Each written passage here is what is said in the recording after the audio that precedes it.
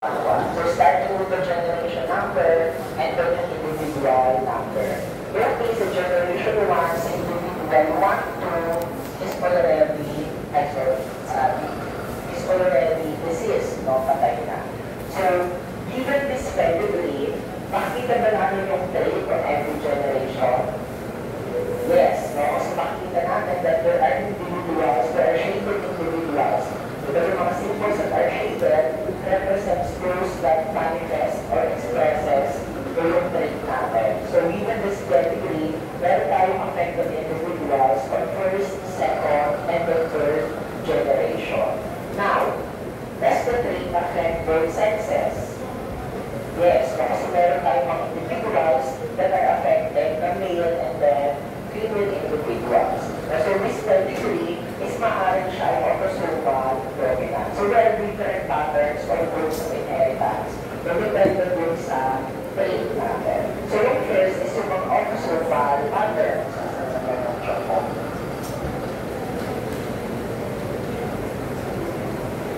Pag sinabi natin autosomal, ibig sabihin yung gene for the gene that expresses the trait or the disease is makita natin sa autosomes natin. We have 36 chromosomes, 23 pairs.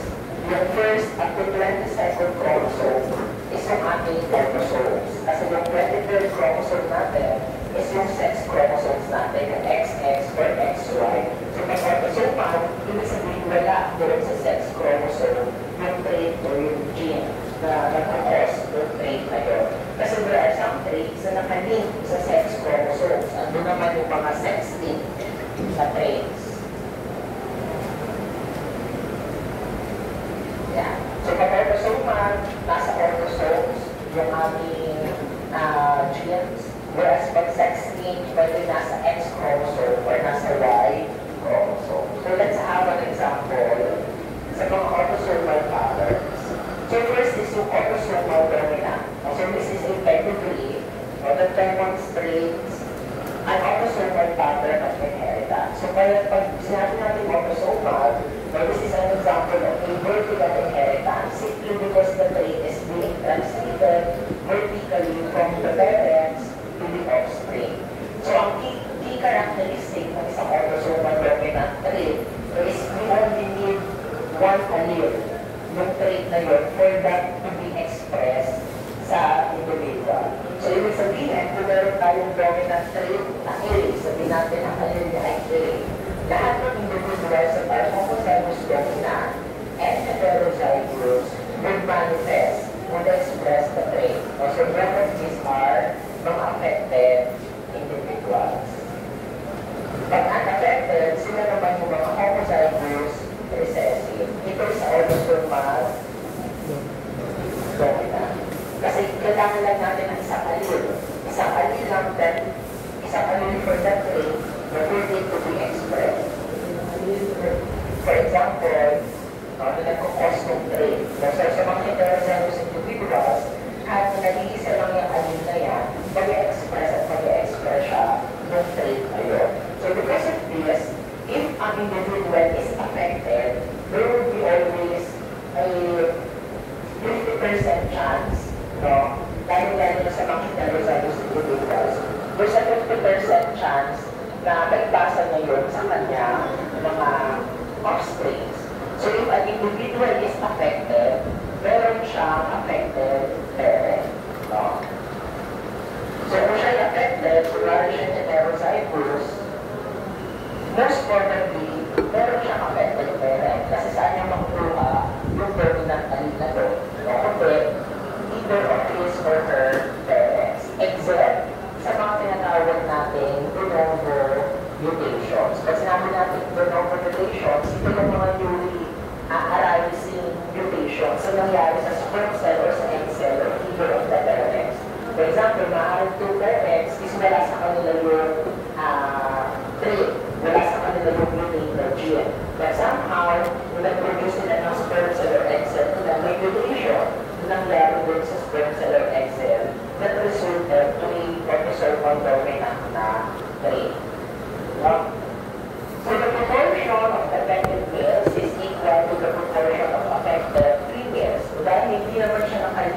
and any of the sex chromosomes that equal sa population yung mga babae o lalaki na pwede naging affected. So hindi siya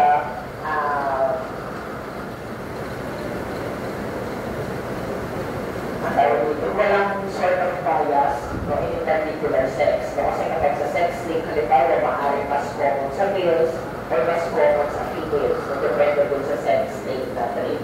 Sa autosomal diseases or traits, is wala. Both males and females can be affected. So equal yung proportion nila ng affected individuals. By the way, pag sinabi natin 50% chance, we are talking about the age of the offspring. Halimbawa, parents. Isa sa mga parent, merong autosomal dominant trait. Kasi sinabi natin may 50% chance yung kanyang offspring na magkaanak, halimbawa ay affected, for example, 10 na offspring. Hindi ibig sabihin nun ay out of 10 ay di ba doon palagi o magkakaroon ng sakit. Kasi yung 50% na yun is per offspring. This is a common misconception sa mga probabilities natin. But 50% ng chance, it does not mean out of 10 is palaging lima yung magiging affected. It's possible na out of 10, isa lang yung magkasakit. But it's also possible na out of 10, lahat sila yung magkasakit. Or out of 10, is walang magkasakit. It depends dun sa individual. But each individual is merong 50% chance to inherit yung disease na yun.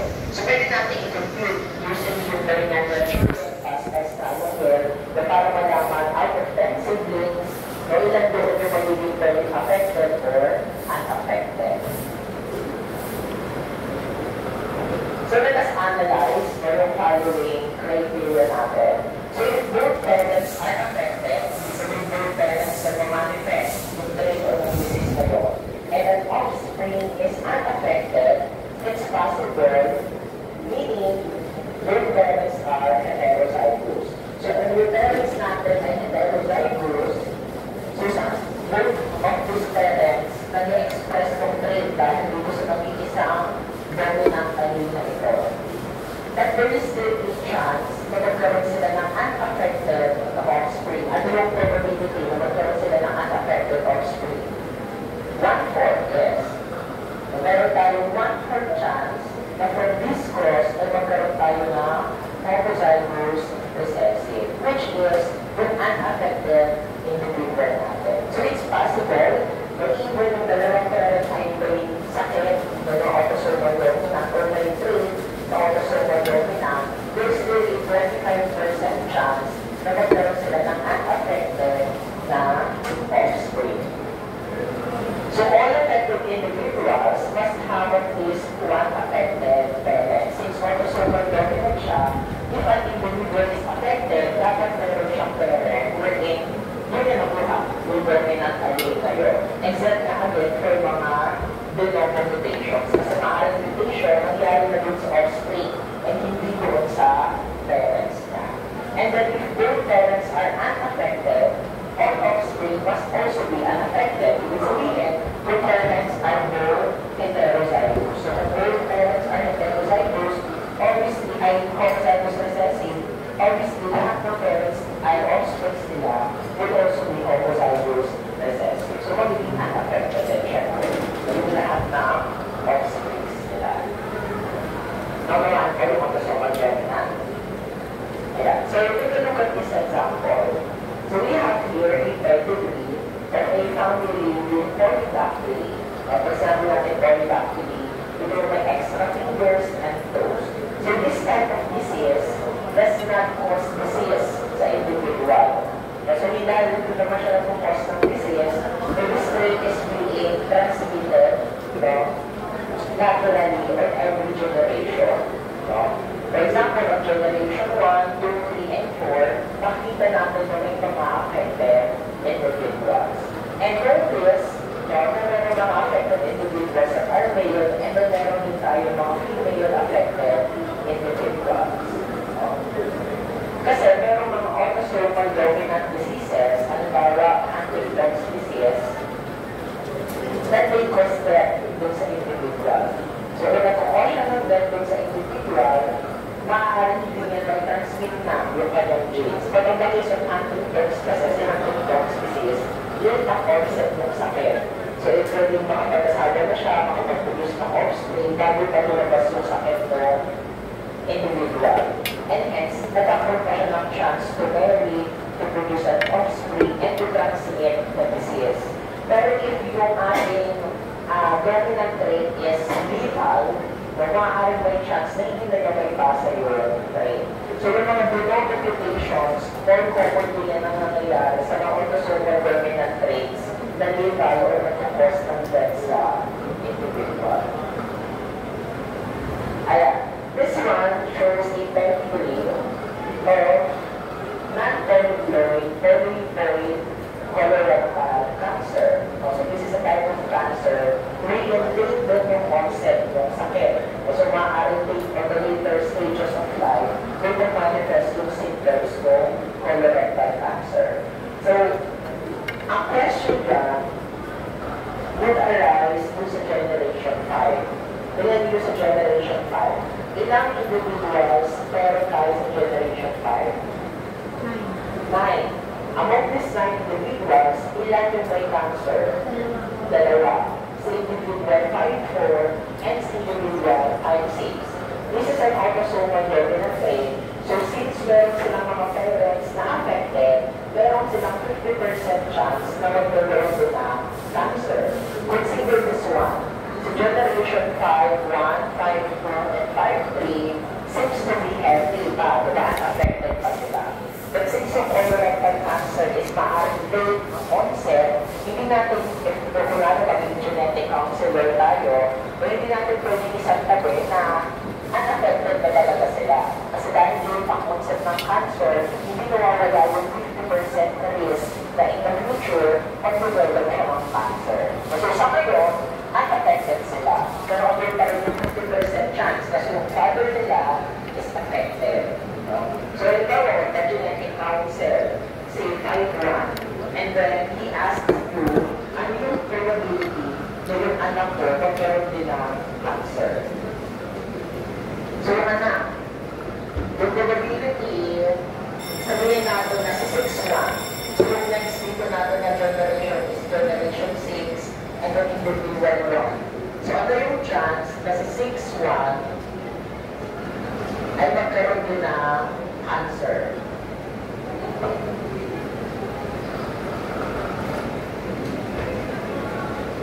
So to answer this, magkakaroon na ng cancer sa 6-1 if and only if, number 1, magkaroon din ng parent ng si 5-1.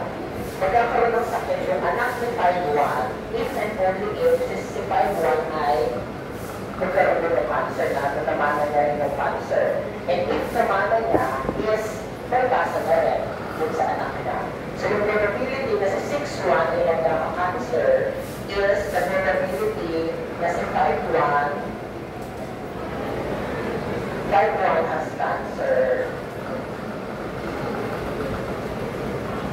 Ito yung sa akin times yung probability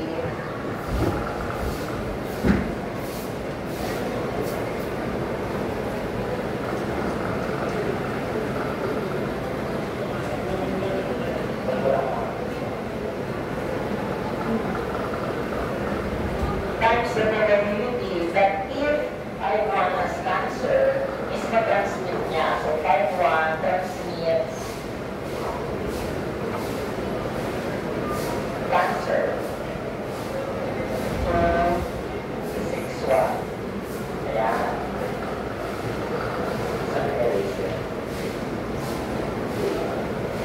So ibig kong sabihin, para magka-cancer si 6-1, may dalawang events na sabay dapat mangyari. Pag sabay dapat mangyari, ginagamit natin is the product rule. Anong first event? First event, dapat may cancer doon siyempre si 5-1. Hindi naman nagkaka-cancer si 6-1 kung walang cancer si 5-1. And since autosomal dominant siya, may 50% chance, diba, na nagka-cancer si 5-1. So this will be 1/2. And if may cancer si 5-1, ano yung chance na maipasa na yung cancer dun sa magiging anak niya, which is si 6-1, which is also 1/2. So ito ay treated at may cancer na siya, pero 1/2 chance siya, or 50% na maipasa na yung dun kanya offspring. So, 1/3 ito.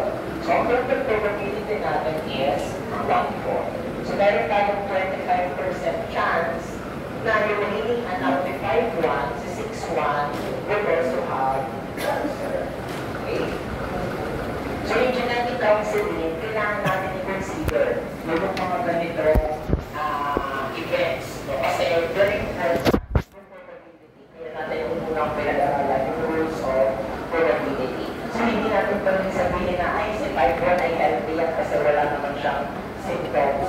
So, hindi niya magkakapansa yung anak niya. So, hindi mali yung ganong conclusion. So, hindi nawawala pa rin yung 50% risk. So, some examples of an autosomal dominant diseases are Huntington's disease, this one. So, si Huntington's ay lethal niya, ako very late ang onset. Degenerate yung kanya mga nerve cells. Yung fibromatosis, nagkakaroon ng mga tumors sa mga nerve cells natin. This is myotomic muscular dystrophy, and then of course yung achondroplasia. So most autosomal dominant diseases no ay heterozygous yung mga affected individuals.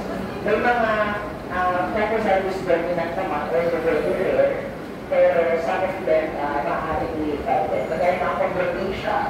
So si achondroplasia ay lethal kapag dalawang dominant trait yung nasa isang individual. So lahat ng may achondroplasia is heterozygous. Kapag nakukulang ka ng dalawang dominant allele, it causes death dun sa individual.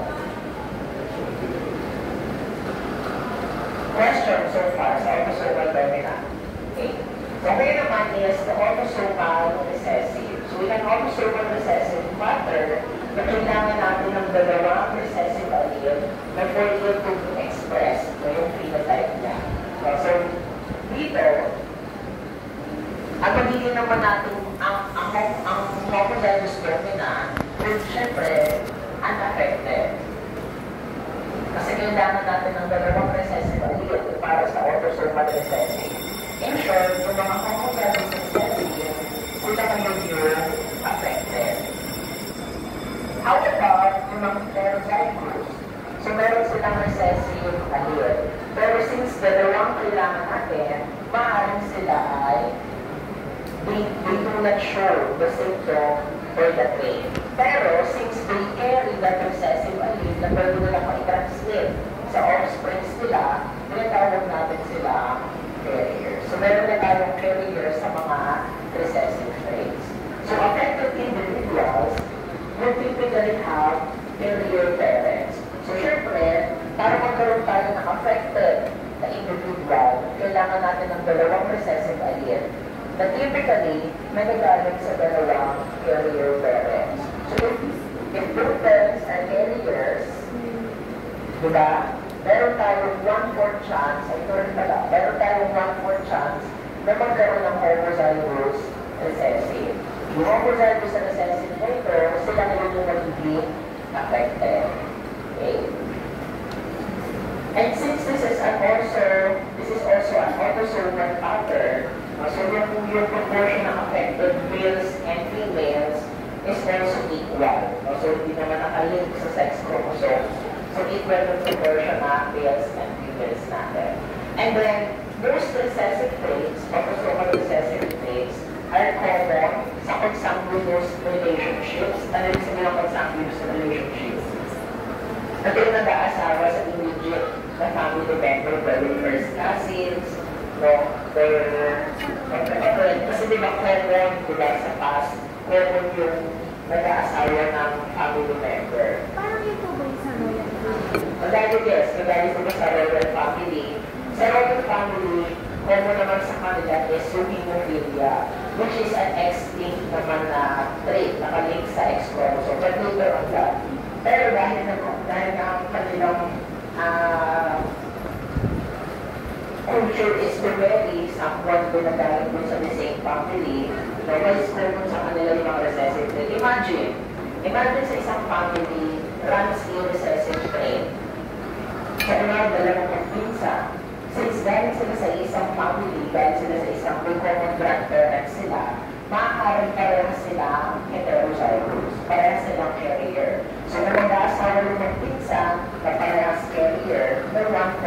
chance, diba? 25% chance na yung magiging anak nila would be affected on the brain.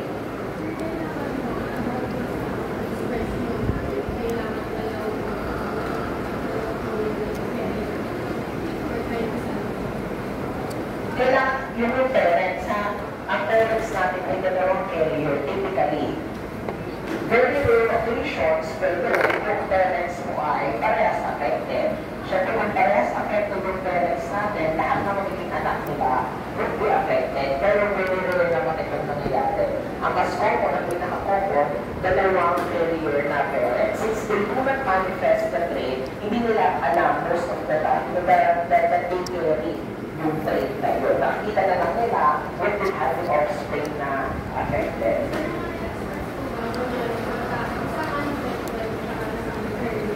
So, isang unaffected, so makikita natin yan sa Punnett square. So, meron kang isang unaffected na homozygous dominant. Ang cross natin ay sa carrier na heterozygous. So, ang chance natin dyan is 1/2 na homozygous dominant and then 1/2 na heterozygous.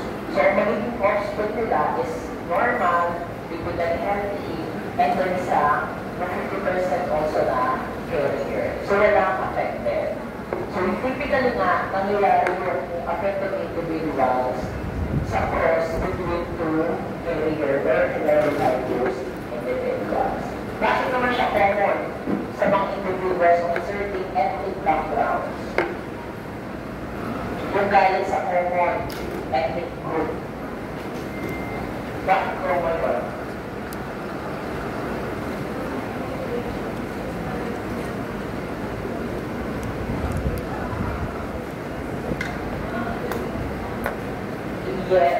Yes, and probably because dahil din kasi sila sa isang group. Diba kung nga isang ethnic group sa indigenous group, diba typically sila lang yung nag-aasawa. So kung may recessive alignment doon sa ethnic group na yun, at hindi naman lumalabas sila sa outside ng kanilang group, at sila nag-aasawa, nagtatransmit din yun sa magiging anak nila. But it does not mean na hindi nila pwedeng may transmit sa ibang group. So, syempre, kapag nag-asawa sila sa ibang group, may chance na may basa na nila yung group sa another individuals. So, you would notice, if you will compare yung pedigree natin sa autosomal dominant ngayon, sa autosomal dominant, very apparent na on every generation present yung trait. Dahil dominant siya, isang alin lang ang kailangan, no, na-express siya on every generation. Hindi siya nag-skip ng generation. Unlike sa autosomal recessive, notice how the trait skip generations. Present ba yung trait sa generation 1? Hindi. Hanggang generation 3, wala tayong affected individuals. Most pedigrees, lalo sa mga exams, sa mga problems, hindi pinapakita yung carriers. So, dito sa pedigree na ito, sino kaya yung mga carriers? Sabi natin, if there is an affected individual, kailangan meron siyang carrier parents. Sinong individuals na yun? Yung affected. Anong name ng mga individuals affected? Si 4-1 at saka si 5-1. Kung affected si 4-1 at saka si 5-1, ibig sabihin, meron silang carrier parents. So, ibig sabihin, si 4-3 at saka si 4-4 are both carriers. Kasi bakit magiging affected si 5-1 kung hindi carriers ito? So, most probably, ito ay carrier, itong dalawa. And notice, ito na, diba sila ay mag-pinsan? May common sila na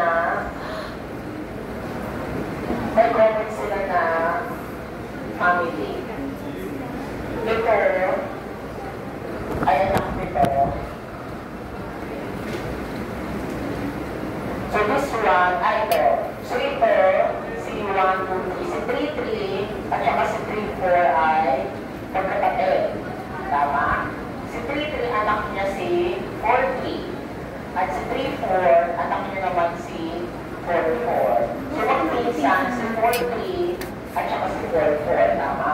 And then, they married to each other. So nagkaroon ng chance na may basa nila. Ganun din dito, kasi ano naman ito, Pag minsan naman si 3-2 at saka si 3-3.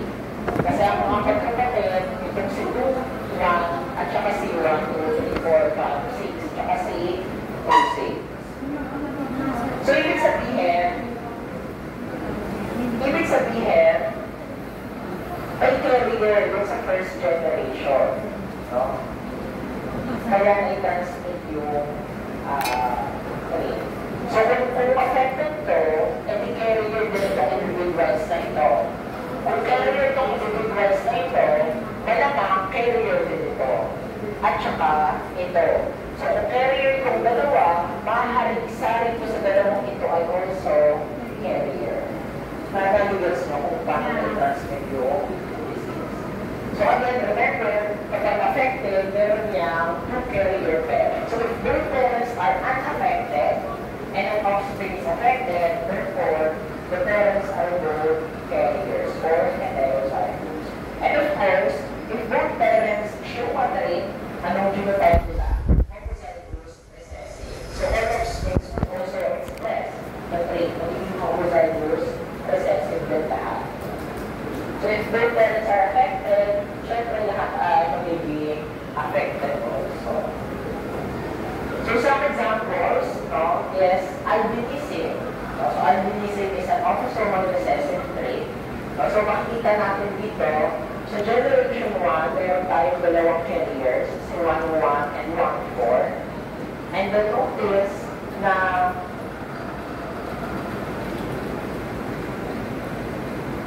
dahil sa magkaibang family ito, di ba? Magkaibang family yung generation 1 natin. So, hindi naman sila connected. Although, both families ay may recessive trait, which is albinism. So, it so happens na si 2-2 and si 2-3 are birth carriers. And then, nagkasawa sila. Hindi naman ito consanguineous relationship kasi we're from different family. But sadly, para silang carrier na albinism. So, nagkaroon tayo dito ng offsprings na affected. So, ano yung probability natin? Sa autosomal dominant, may 50% chance yung affected na individuals to transmit the trait. Sa autosomal recessive, yung ating mga carrier parents, nasa 1/4 chance na may pasa sa offspring nila yung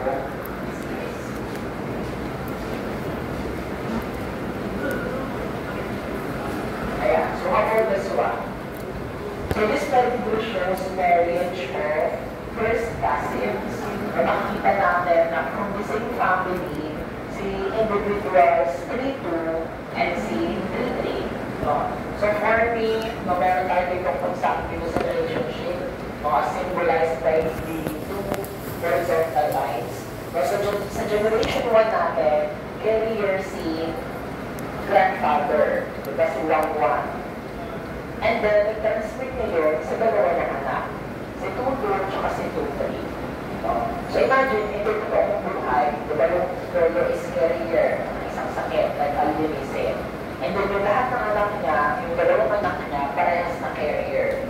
So yung anak nitong generation 2 is mag-aasawa, they are increasing the risk na mag-combine yung dalawang recessive allele ng family nila. So dahil sa generation 4, nakita natin, meron na tayo mga affected individuals. Number 1 po, okay? Wala tayong questions. So some examples of autosomal recessive trait is cystic fibrosis and then the sickle cell anemia. Ito napanood nyo na? Share ko lang. Ayan. So how about this one? So let us try to answer this pedigree. So meron tayo dito, what would be the most probable pattern of inheritance?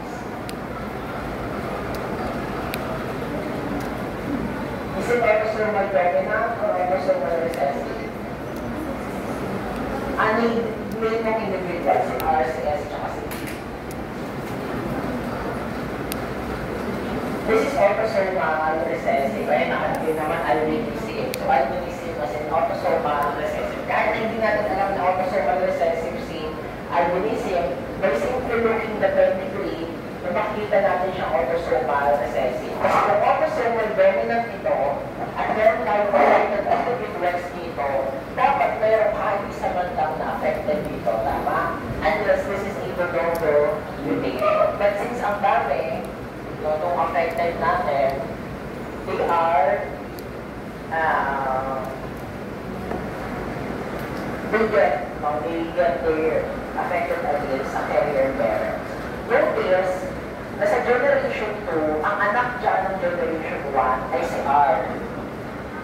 Siya yung galing dito sa mga asawa na ito. And then, he married an affected person. Pero, given the fact na yung mga kapatid niya ay affected, it means na carrier yung parents niya. So, kung carrier yung parents niya, meron siyang risk, di ba, na ma-inherit yung allele. And then, nag-burn siya, nag-asawa siya ng mga affected. So, ano ngayon yung chance that their offspring, si P, will be affected by albinism? Isulat na, kasi isipin niyo muna, kuha ka na siya.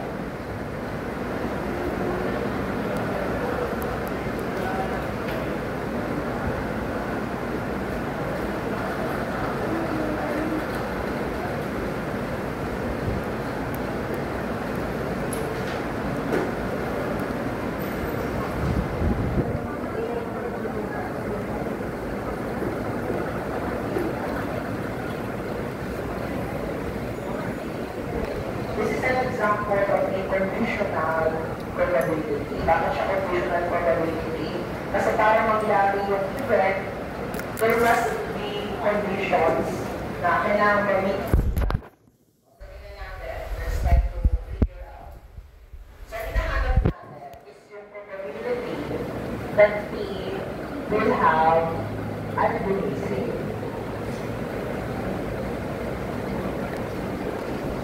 So, ano ba yung probability na si P magkaroon ng albinism given this pedigree? So, para mangyari itong event na ito, may dalawa tayong conditions. Ano yung condition na yun? Una, ano yung probability muna that R carries the recessive allele? Bakit si R? Kasi si S, sure tayo ng kanyang genotype ay homozygous recessive kasi affected siya eh. So magkakaroon sila ng affected offspring if si R ay heterozygous. So kung heterozygous si R, diba, si R, may 1/2 chance tayo na magiging carrier or affected yung anak nila. So magiging ito si T. Ano yung chance na magiging ito si T?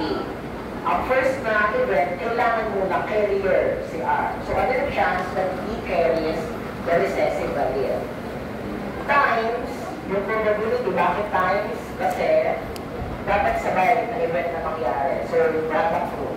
Yung probability that if R carries the recessive allele is ma-transmit nyo yun kay P. So, probability that R transmits the recessive allele to T. Tama? So, ang question ngayon is ano ngayon ang probability ng mga events na ito? Ano muna yung probability na si R ay heterozygous? Bakit 1/2? Ang siblings ni R is meron siyang dalawang kapatid na affected. Kung affected ito, it points out na yung parents ay heterozygous. Tama? So, kung meron tayong dalawang heterozygous,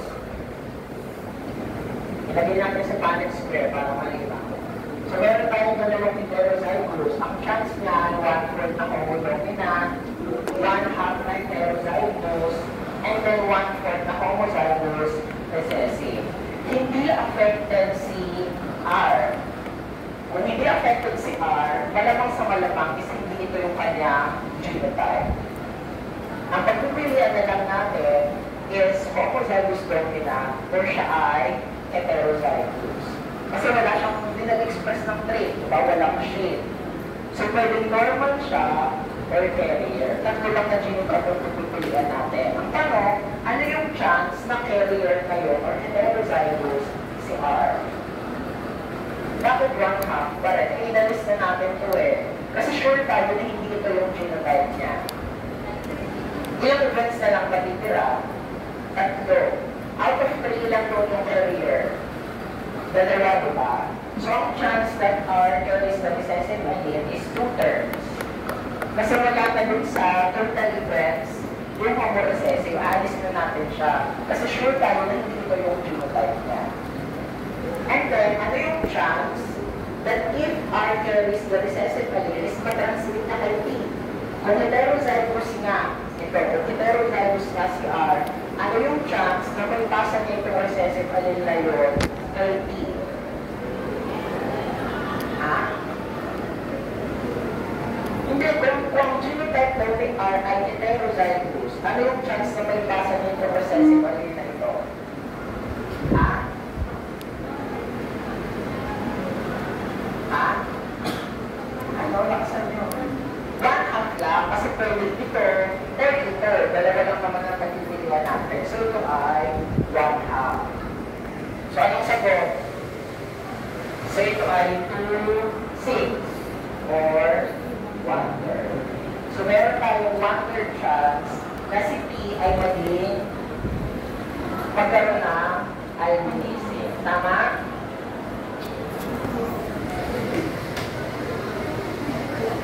Number 1 po. Paano yung? I-release natin yung homo-recessive kasi based sa pedigree, hindi siya nag-express ng trait. So, ibig sabihin, wala na dun sa total possible na outcomes natin. Diba pag nag-compute tayo ng frequency is yung number, yung event, kung ilang beses ang larong event, over the total possible outcome. Wala na ito sa possible outcome kasi sure na sure tayo na hindi siya homozygous recessive. Kasi unaffected siya eh. Wala siyang shaded. Hindi siya nag-manifest ng trait. So ito lang pagpipilian natin. Whether siya ay normal or whether siya ay carrier. So ito lang yung pagpipilian. Malawaan na ito. So get your frogs.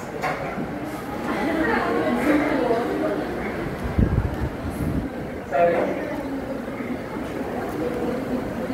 So ito dalawang pedigree na ito. Yung letter A, ano ka yung pattern niya?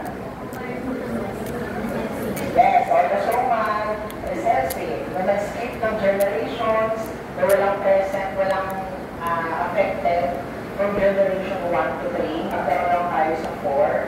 So kung affected si 4, 3, and 4, 5, sino ngayon yung carrier dyan? So generation 3, sino yung carrier? Si 3, 2, tsaka si 3, 3. So kung carrier si 3, 2, at si 3, 3, sino yung carrier sa generation 2? Si 2, 2, tsaka si 2, 5. So kung carrier sila, malamang meron dito. Isa dito ay carrier. Bakit isa lang? Kasi kung para sila carrier, dapat may lalabas din dito na affected.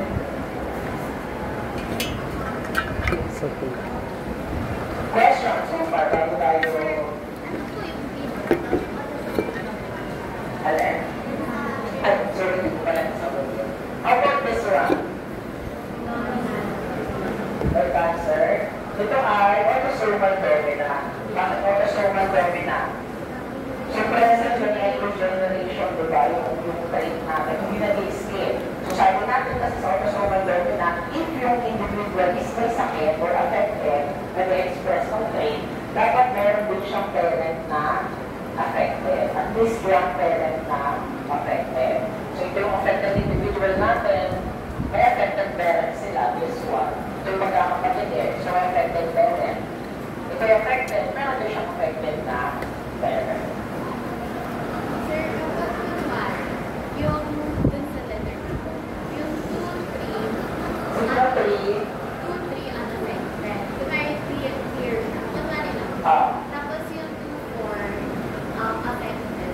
Consider pa rin po ba yung autosomal?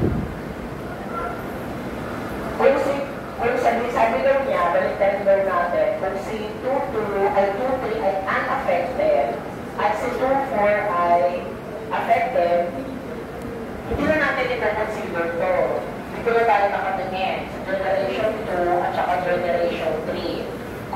Kung si 2-3 ay unaffected, si 2-4 ay affected, tapos ito pa rin yung mga affected individuals natin, possible, autosomal dominant pa rin siya. Kasi ganun pa rin, meron tayong affected individuals, meron at least one affected parent na, or at least one affected parent. Kasi tingnan mo, i-drawing natin, si 3, ito na yan, i-drawing ko si 3-3, at saka si 3-4. So, balik-tarin natin. So, si 3-4 daw yung affected. Tapos, nagkaroon siya ng, gawin ko na lang tatlo para ko na kung tutuloy na. So, may tatlo daw na affected. Kung ito ay autosomal recessive, ibig sabihin ito ay homozygous recessive. Tama? Kung autosomal recessive yung pattern. Kung autosomal recessive ito yung affected, mermo recessive, paano naging affected ito? If and only if, naging ba naman ito yung affected? Nana, pwede diba? If and only if ito ay inferior. So, pwede ito maging affected. Kung carrier na yung female. Pero ang given sa problem ay ito unaffected, normal talaga.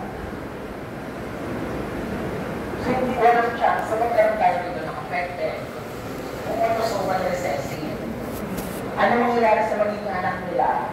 Puro magiging carrier. Half-shaded lang yan. 100% carrier kasi kung parehas na homozygous. Tama? So, punta naman ngayon tayo sa mga sex-linked na pattern. So, kung yung autosomal, makikita natin yung genes sa autosomes, may mga traits naman tayo na nakalink or makikita sa sex chromosomes. Dalawa lang naman ang sex chromosomes natin, di ba? Si X and si Y chromosome. So let's start with the X-linked dominant. Kasi nakikita yung pagbuha sa ito.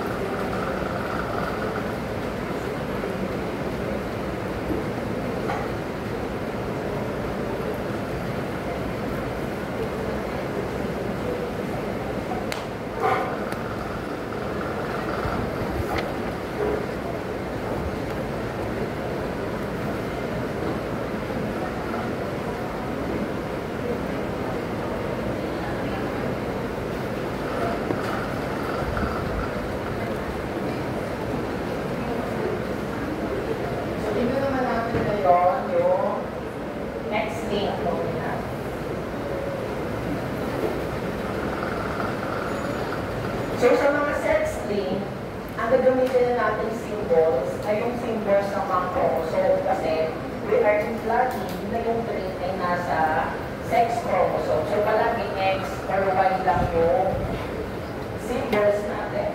So, dito tayo nagkakaroon ng unproportional sa male and females. Tingnan natin kung paano. So, sa X-linked dominant, sinasabi dito na if a trait or a genetic disease is X-linked dominant, kailangan natin ng isang affected X chromosome. So, isa lang. Basta affected yung isang X chromosome, if that trait is X-linked dominant, no, na-express na yung trait natin. So, sa mga females, ilan na kanilang X chromosome? Dalawa. Sa mga lalaki, isa lang, XY na sila. So, sa mga babae, kung meron kang isang X chromosome na affected, lalagyan ko ng ano tawag dyan? Ano tawag? Apostrophe na lang, para to-signify lang nasaan yung X chromosome na affected.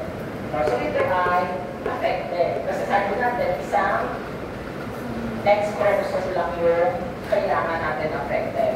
Kung yung babae ay ganito, affected pa rin, tama? Kasi kailangan natin ang at least one, meron siyang dalawa.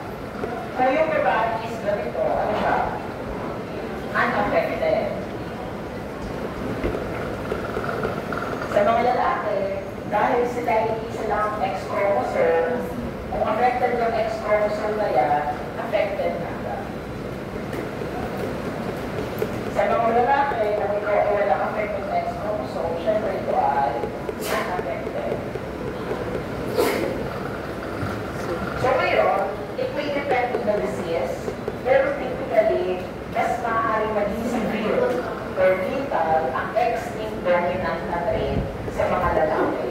Kasi, pag may sakit na yung X chromosome na yan na isa, it may cause a severe or lethal na disease sa mga lalaki. Sa mga babae kasi, kung sila lang ay ito, meron pa silang another X chromosome that will compensate dun sa disease na X chromosome natin. Okay? So one couple allele and X chromosome is necessary to express the phenotype. Both male and females can be affected, but males can be more severe. In some cases, lethal. So ngayon, dito nag-iiba yung pattern natin. Unlike sa autosomal na pagbababae o lalaki, equal yung proportion nila. Dito natin yung difference. Bakit square natin? So meron tayong female at saka male parents. Dahil sex-linked na tayo na nabibigyan natin sequence ay yung sex nila. So sabihin natin muna na females ay affected. Kung ang female ang affected, sino na kaya sa mga anak niya ang magiging affected? Ha? Female lang ba? Male and female. Bakit?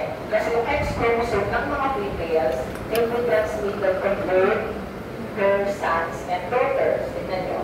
So ito na magiging affected ng female, ito na magiging affected na male. So ito yung normal female, and ito naman ay normal na male.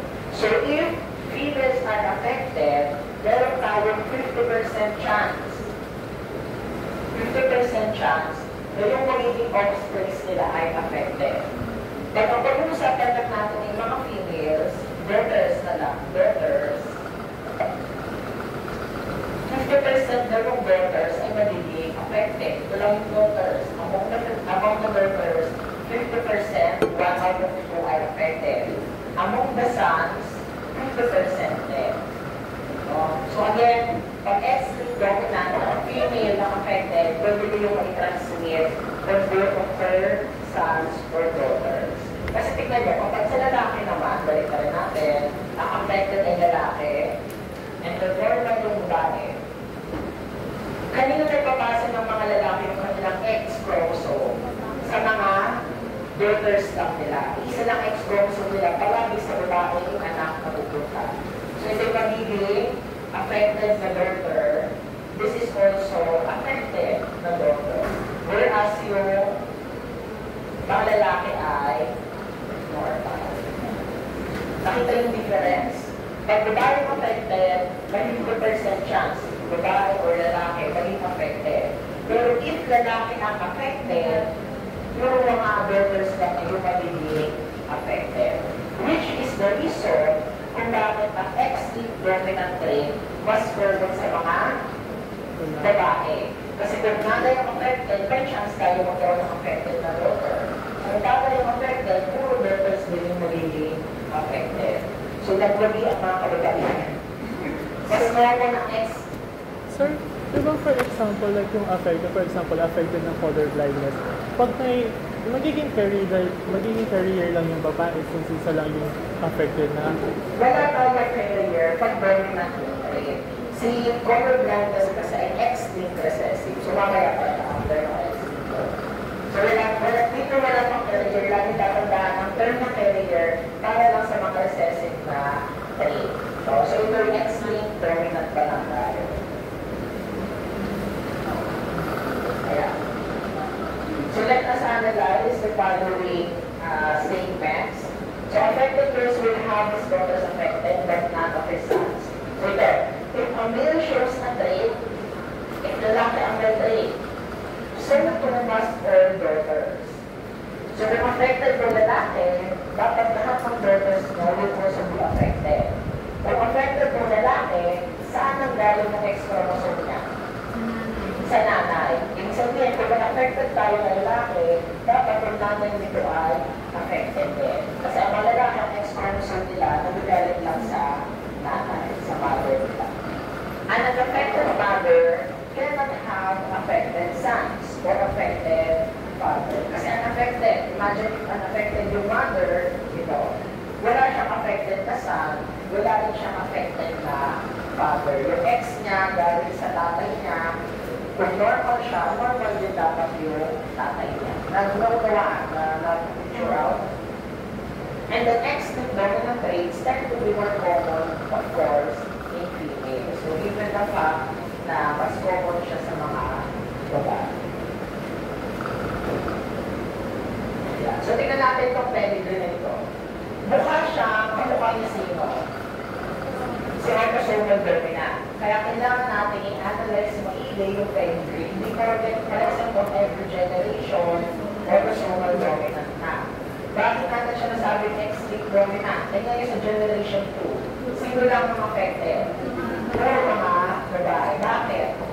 Kasi ang affected ay father. Ito yan. Sa generation 1, affected si father. Pagdating sa generation 2, ang puro affected ay father. Pagdating sa generation 3, may affected tayo na mother, nagkaroon ng affected na daughter, at saka na son. Pagkawaan. So, some examples of X-linked dominant trait, hypophosphatemic rickets, oral facial digital sequel type 1, fragile X sequel, and incontinential mental. Kaya yung mga sakit natin. Mas common or mas severe karamihan ay sa mga lalaki. Sometimes ay lethal sa mga lalaki. So, punta naman ngayon tayo sa X-linked recessive. So, ito X-linked dominant.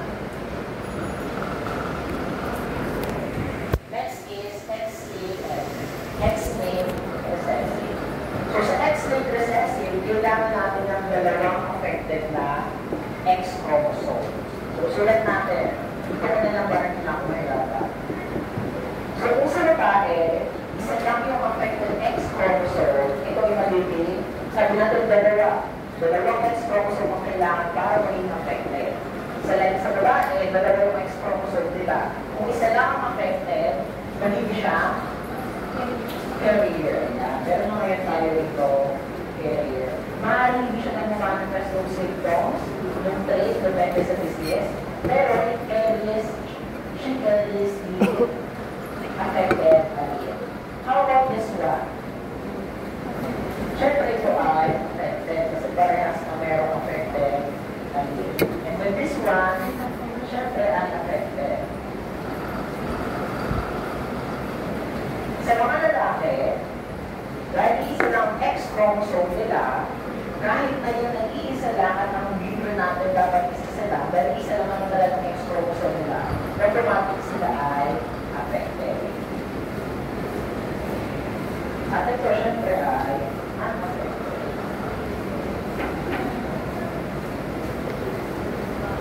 Okay, nakita yung difference. Meron naman yung tayo dito, carriers. So, mag-iba ngayon yung probability natin. So, if meron tayo carrier females, in X-linked recessive trait, typically ang mga babae ay carrier. Sa hemophilia, for example. So, tignan natin. Females are usually carriers, and affected males are related to their carrier females. So, if a female is carrier, nasa yung female carrier natin? Ito. Meron tayong carrier female, meron tayong 50% chance na sa mga daughters niya mag-i-rate yung carrier. So, ito ay carrier. Nakakasunod, pag daughters, so pinag-uusapan natin. Among the sons, meron tayong 50% chance na maging affected. Yes. So, din-distinguish ko kung daughters or sons yung pinag-uusapan natin. Kung daughters lang pinag-uusapan, may 50% chance na yung daughter maging carrier. Kung sons ang pinag-uusapan, may 50% chance na yung son ay maging affected. But what if magkakapatid ang pinag-uusapan natin? Among the offsprings, meron tayo 1/4 chance na maging carrier, 1/4 chance na maging affected son,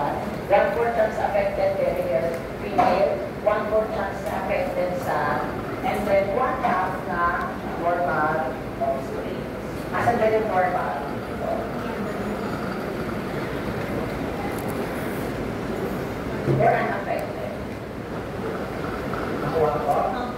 But what if naman kung affected yung female?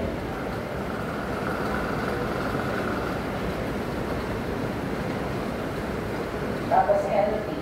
So ano mangyayari kung affected? Lahat ng daughters ko magiging ano yung magiging daughters niya? Carrier. Yung mga anak ng lalaki, affected. Yes. So kung the female is affected, 50% magiging carriers, 50% magiging affected. If we're talking about the daughters, 100% magiging carrier. And then 100% among the sons ay affected. So, diba ko? Nakasunod lahat? Dalawang questions. Malinaw? Punta naman tayo if lalaki yung affected. Ayan. So, if lalaki yung affected, ayan, ano mangyayari sa mga anak niya? Among his daughters, lahat sila magiging carrier. Yes. And among his sons, yes, magiging unaffected. Yan, nakuha nyo na yung father. So, yung offspring, so pag-uusapan, 50% of the offspring would be carrier, and then 50% would be unaffected. Ang carrier lang lagi ay yung females. Dito, unaffected yung sons. So, let us consider the following statements. If a female shows a trait, so may trait, nasan niya? Ito yan. If a female shows a trait, so too must all sons, so lahat ng sons niya may sakit, as well as her father. Bakit father? Kasi ibig sabihin, nakuha niya ulit sa kanya, tatay. At yung nanay niya ay carrier. Kasi this is very rare very rare na magkaroon tayo ng homozygous na X na affected. Kasi dapat ito yung isa galing sa affected father, tapos yung isa galing sa affected din na mother or carrier na mother. An unaffected mother can have affected sons. Paano? Ito, unaffected to. Unaffected mother. Pero pwede siya magkaroon ng affected sons if siya ay carrier. So, ito magiging affected. Yeah. So, X-linked recessive traits naman, now tends to be more common in males. Bakit more common in males? Kasi typically among females are only carrier. So, tingnan nyo, kung ang babae ay carrier, sino lang yung affected? Lalaki. Kasi carrier daw. Kung ito, affected yung female, meron tayong carrier pa rin na daughter. Ang sinong affected? Yung lalaki pa rin. Dito, lalaki yung affected, pero yung daughters niya ay carriers pa rin. So, very rare na mayroong affected na female. Saka lang tayo magkakang-affected female, ito, if yung tatay niya affected, and if yung nanay niya ay affected or carrier. Na-visualize natin. Wala tayong questions, ha? Kaya, so ito na yung kanina, yung nabanggit natin na sa royal family. So sa royal family, typically common yung hemophilias. Yan ang mga bleeding out. So hemophilia is an X-linked recessive disease. So tingnan natin. Wherein ito is iba't ibang royal family na marry na each other. So sa generation 3, makikita natin sino yung affected. Sa generation 3, hindi na nalabasan.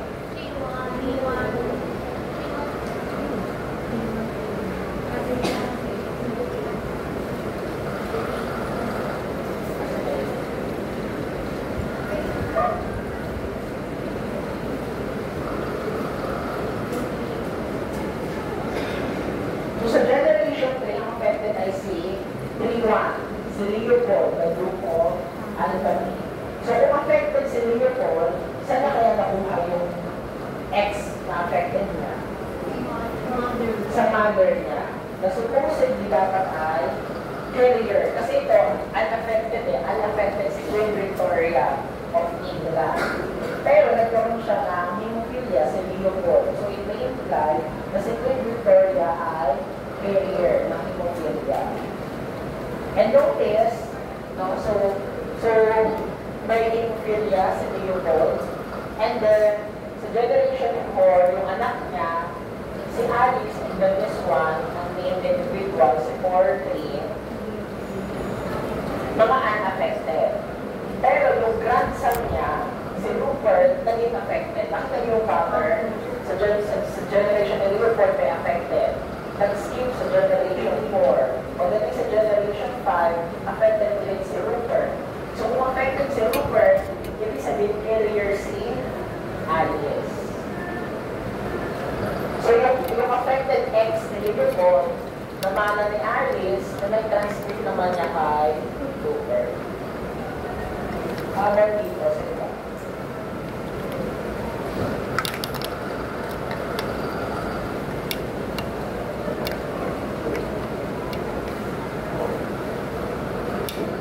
Ano naman nangyari dito?